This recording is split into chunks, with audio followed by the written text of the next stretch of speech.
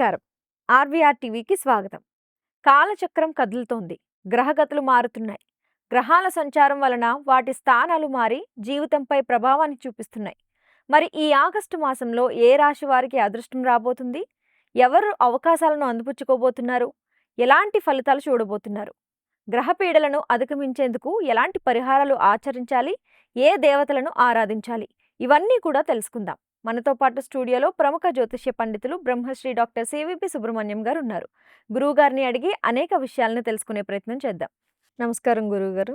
నమస్కారం. గురువుగారు, ఆగస్టు నెలలో ఏ రాశి వారికి ఏ విధంగా ఉండబోతుందనే విషయాలని తెలియచేయండి. అందులో భాగంగా మిథున రాశికి అసలు ఆగస్టు నెలలో ఏ విధంగా ఉండబోతుంది?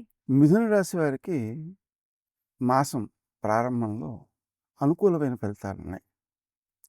ఎక్కువగా తమ మనస్సులో ఉన్న మాటలు నెరవేరడం వాటికి అవకాశం ఉంది. ఎందుకంటే బుధుడు లగ్నంలోనే ఉంటున్నాడు. రెండో వారంలో బుధుడు ద్వితీయ స్థానంలోకి వెళుతున్నాడు. ఈ ద్వితీయ స్థానంలోకి వెళ్ళినప్పుడు అక్కడ ఉన్నటువంటి గురుడు అలాగే రవితో కలుస్తాడు. దాంతో ఆ ఆర్థిక విషయాల్లో, కుటుంబ విషయాల్లో అభివృద్ధికి అవకాశాలు ఉన్నాయి. తాము ఇచ్చిన మాటలు నిలబెట్టుకోవడం కోసం చేసే ప్రయత్నాల వల్ల గౌరవం పెరుగుతుంది.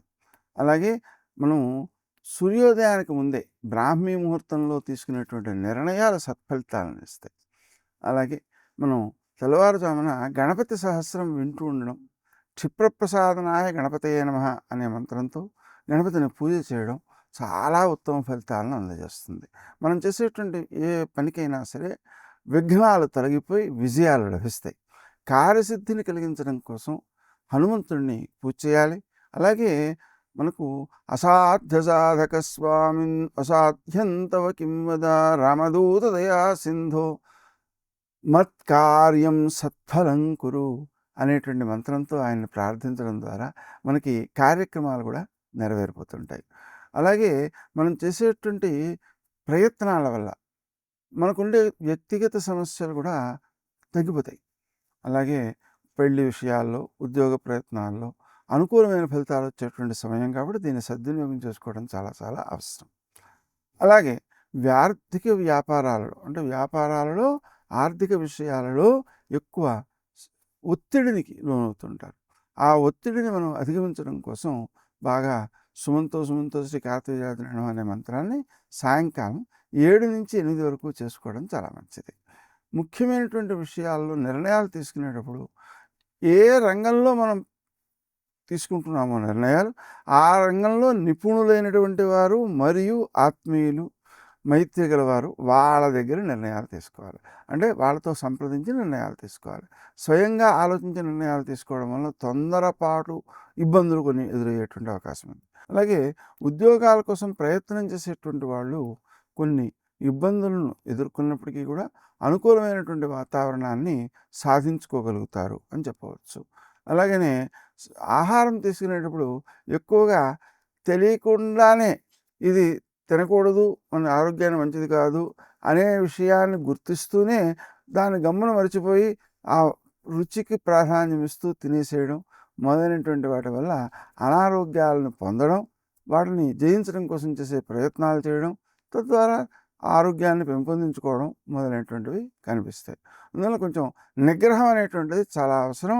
ఆహార విషయంలో చాలా జాగ్రత్తగా ఉండాల్సిన అవసరం ఉంది. అదేవిధంగా మనకు వ్యయస్థానంలో ఉండేటువంటి కుజుడు లాభాధిపతి కావడం వలన లాభాలు మొత్తం ఖర్చు పెడితే కానీ తృప్తిగా ఉండదు. అంటే ఏంటి, ఖర్చు పెట్టడం అనేది ఎక్కువగా ఉంటుంది అని అర్థం. అలాగే మనకు చతుర్థ స్థానంలో నీచలో ఉండేటువంటి శుక్రుని వలన ఆహార విషయంలో నియంత్రణ అనేది చాలా చాలా అవసరం. అలాగే ఆరోగ్య విషయంలో కూడా శ్రద్ధ తీసుకోవాలి. అలాగే ముక్కు, గొంతు మొదలైనటువంటి ప్రదేశాలలో అనారోగ్యాలకు అవకాశాలు ఉన్నాయి.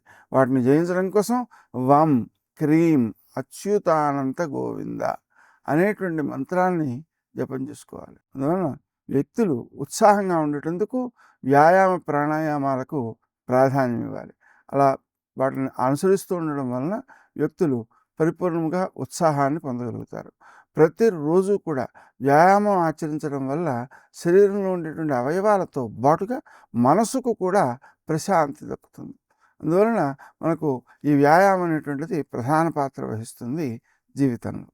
ఆరోగ్యాన్ని కాపాడుకోవడానికి పనిచేస్తుంది. అలాగే అసలు అనారోగ్యం రాకుండా ముందునే నివారించుకోవడానికి చాలా బాగా ఉపకరిస్తుందనమాట.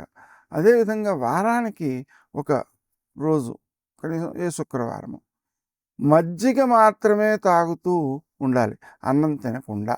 అది ఎంత తాగాలి అంటే, మనకు గుక్కెడు తాగేటప్పుడు కొంచెం ఓసారి గుక్కెడు తాగడం, ఆగడం, ఇంకో 10 నిమిషాల తర్వాత, పావుగంట తర్వాత ఇంకో గుప్పెడు తాగడం అలాగా. మొత్తం పైన రోజు మొత్తంపై ఒక 100 సార్లు కనుక ఆ విధంగా తాగడం, మజ్జిగ తాగడం అనేది అలవాటు చేసుకుంటే ఏ అనారోగ్యము దగ్గరికి రాదు. అంత గొప్ప మంత్రం అనమాట అది. అది చాలా గొప్ప విశేషం. అది తీసుకోవడం అనేటువంటిది మామూలు ఈ రాశి వారైనా, ఇంకో రాశి వారైనా కూడా ఆచరించదగినటువంటి ఆచరణ అనమాట అది. ఆ విధంగా చేయడం ఎక్కువ మేలు చేస్తుంది. అలాగే విదేశీ ప్రయత్నాలు ఏవైతే ఉన్నాయో అవి సఫలమయ్యేటువంటి అవకాశం ఉంది. వీసా ప్రయత్నాలు అనుకూలమైనటువంటి ఫలితాలను ఇవ్వడం కోసం శ్రీ రాజమాతంగే నమః అనే మంత్రాన్ని ముందు నుంచి చేసుకోవాలి. ఆ సమయంలో కనుక వాళ్ళకి చేసే అవకాశం లేకపోయినట్లయితే పెద్దలు, తల్లిదండ్రులు మొదలైనటువంటి వారు సహకరించి వారి కోసం వీళ్ళు జపం చేయాలి.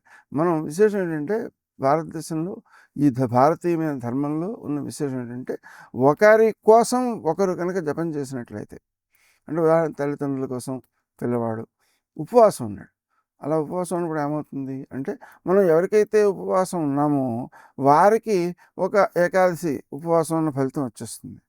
ఆ తల్లిదండ్రుల కోసం ఇతను చేశాడు కాబట్టి అతనికి 10 సార్లు ఏకాదశి ఉపవాసం చేసినంత ఫలితం వస్తుంది. 10 రెట్లు అన్నమాట. ఈ విషయాలను మనం గుర్తుపెట్టుకుని మన ఆత్మీయుల కోసం మనం పుణ్యాలు చేస్తున్నట్లయితే వాళ్ళ యొక్క ఆలోచన సక్రమంగా పనిచేస్తుంది, వీళ్ళకు కూడా పుణ్యం దక్కుతుంది. అది గొప్ప వరమనే చెప్పుకోవాలి. శ్రమకు తగినటువంటి గుర్తింపు కొంతగా లభిస్తూ ఉంటుంది. అయితే దానికి అంతటికీ మూలం ఏమిటి అంటే, మనకు ప్రతి విషయంలోనూ ఏకాగ్రత చూపించడం, ధ్యానం చేయడం, జపం చేయడం, ఆధ్యాత్మికంగా సమయాన్ని గడపడం ఎక్కువ ప్రయోజనాన్ని ఇస్తుంది. అలాగే యాక్సిడెంట్లు మొదలైనటువంటి వాటిని నివారించడం కోసం ప్రయాణం చేసేటువంటి సమయంలో గౌతమ అనే నామాన్ని జపం చేసుకోవడం మంచిది. దాని ద్వారా మన లక్ష్యం కూడా నెరవేరుతుంది. ఉదాహరణకి గచ్చ గౌతమ శీఘ్రం త్వం ప్రయాణం సత్ఫలం కురు అని చేయాలి. అంటే ఏంటి, శీఘ్రంగా ఓ గౌతమ వెళ్ళి నా ప్రయాణం సత్ఫలితం ఇచ్చేదిగా చెయ్యి అని ప్రార్థించడం అనమాట. ఆ విధంగా చేయడంతో పాటుగా ఎప్పుడైనా నిర్ణయాలు తీసుకునేటప్పుడు మాత్రం శ్రీదత్త శరణం మమ అని 108 సార్లు జపం చేసుకుని అటు తర్వాత నిర్ణయం తీసుకోవడం వలన సరి అయిన నిర్ణయం తీసుకునేటువంటి అవకాశం ఏర్పడుతుంది. గురుగారు, మరి ఈ రాశి వారికి ఆరోగ్యపరంగా అంత మంచిగానే ఉంటుందా? బాగానే ఉంటుంది, ఇబ్బంది ఏం లేదు. అయితే వీళ్ళు పర్టికులర్గా చేసుకోవాల్సిన పూజలు, పరిహారాలు, దానాలు లాంటివి ఏమైనా ఉన్నాయా? ముఖ్యంగా మనం లక్ష్మీనారాయణులను పూజించడం మంచిది. మామూలుగా లక్ష్మీనారాయణని తులసి దళాలతో పూజ చేస్తుంటారు, మంచిదే. తులసి దళాలతో చేయడంతో పాటుగా కొన్ని మారేడు దళాలతో కూడా చేసినట్లయితే, మారేడు దళాలతో విష్ణుమూర్తికి పూజ చేయడం ద్వారా మోక్షం వస్తుంది, అంటే మోక్షానికి ఉపకరిస్తుంది. అంతటి గొప్ప విశేషమైనటువంటి ఫలితాన్ని ఇస్తుంది. కాబట్టి లౌకిక విషయాలలో అంత తొందరపాటు పనికిరాదు. ఎందుకంటే అక్కడ సత్ఫలితాలు రావాలంటే చాలా కష్టపడాలి. ఎందుకంటే ఆధ్యాత్మిక విషయాల్లో మాత్రం విజయాలకు అవకాశాలు బాగుంటాయి. గురుగారు, మిథున రాశికి సంబంధించి చాలా చక్కటి విషయాలను తెలియజేసినందుకు ధన్యవాదాలు. చూసారుగా గురువుగారు రాశి ఫలితాలు ఎంత చక్కగా వివరించారో. మీ రాశి ఏంటి, మీకు ఎలా ఉంటుంది అనేది తెలుసుకోవాలంటే ఆర్వీఆర్ టీవీలో ఆగస్టు మాస ఫలాలు ప్లేలిస్ట్లో చూడండి. అలాగే మన ఆర్వీఆర్ టీవీని లైక్ చేయండి, షేర్ చేయండి, సబ్స్క్రైబ్ చేసుకోండి.